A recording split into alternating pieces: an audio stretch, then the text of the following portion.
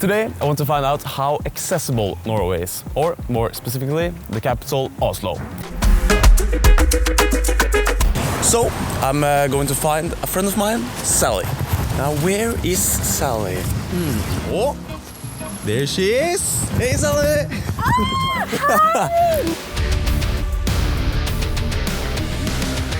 So nice to see you again. Likewise. Thank you. How are you? I'm good now that the sun is out, you know. Looking forward to checking out Oslo with you today. Me too. Sally, how difficult is it for you to get around in Oslo? It kind of depends where in the city you want to go. Fortunately for me, I've lived in Oslo since 7th grade and I'm now very, very grown. So I have a lot of experience with the city, and because of that, I have some tricks up my sleeve to make it easier for me. Yeah, and I would love for you to show us those tricks today. And I would love to show you. How are Norwegians, or more specifically people in Oslo, at helping? If you ask people, people will definitely, run towards you and try to help you with your problems. What do you need to think about before you leave your house? So before I leave my house, if I'm going to a place that I've never been to before, I usually do my research. I kind of, Google the address, Google the place, and see what kind of entrance they have, if they have stairs, if not, and even if they have stairs, if it's a possibility to kind of go in another entrance. I also check how to get there, if I need to take a tram, bus, a train, and also what kind of tram goes there, because not all of the trams and trains are accessible.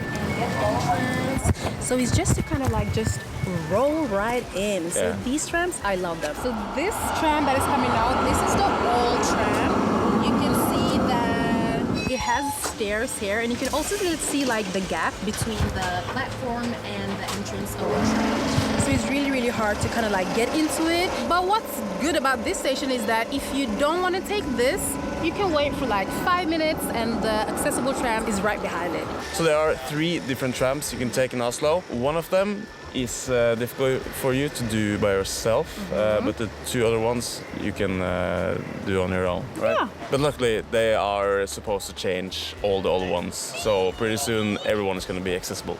Yes, all of them.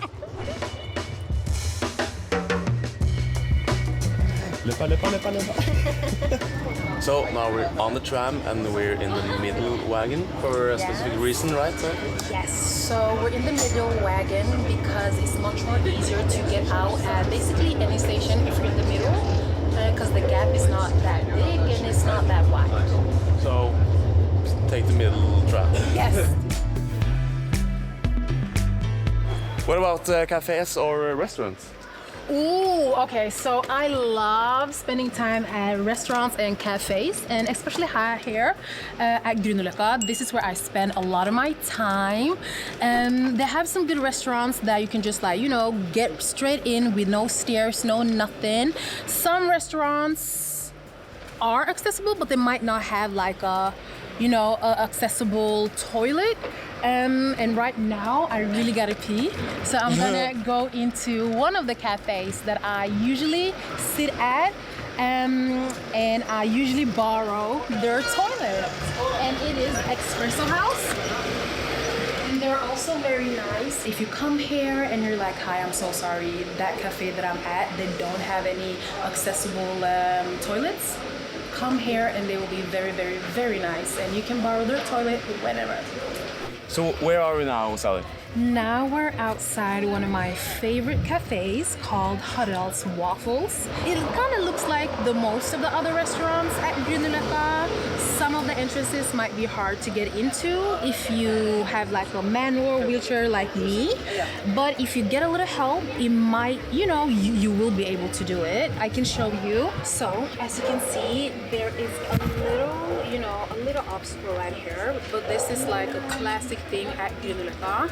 You can do it by yourself like I do, but if you're not able, have someone to help you. We're in front of the National Museum. What I do like about this this museum is that it is accessible, you know, like it has the facilities that I need and that makes my visit much easier. They have like accessible toilets and it's a very easy entrance also.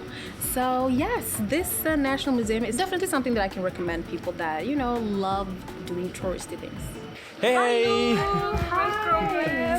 Sally. The National Museum opened in 2022. It's really important for us that everyone is welcome to the new National Museum and that it's accessible for everyone. I like that the pictures are like my height. I really like this space. It's very spacious here.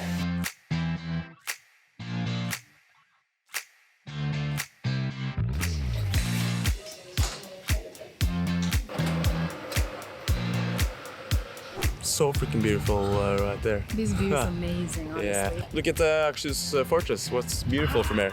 I actually heard that they upgraded their accessibility game now. You know what? I actually heard the same thing. I heard that they now have an elevator and that the entrance is much more easier to use. So that makes me kind of happy. Yeah.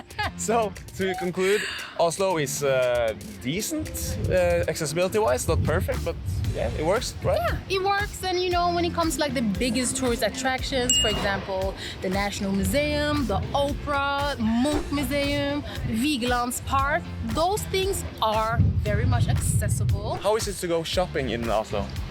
Oh, amazing actually. We have many small like shopping malls that are very accessible. You have good toilets, you have elevators, and it's really easy to kind of like navigate and get into the shops and out of the shops. Of course, if you're not in the big shopping malls, it might be a little trickier to probably enter, you know, different shops because they might have smaller entrances. Yeah, like the small shops in Grünerløkka, For example, those. But if you're just like want to shop, go to the big shopping malls and baby, you're gonna have a blast, okay? And if you take the public transportation, stay in the middle. Stay in the middle.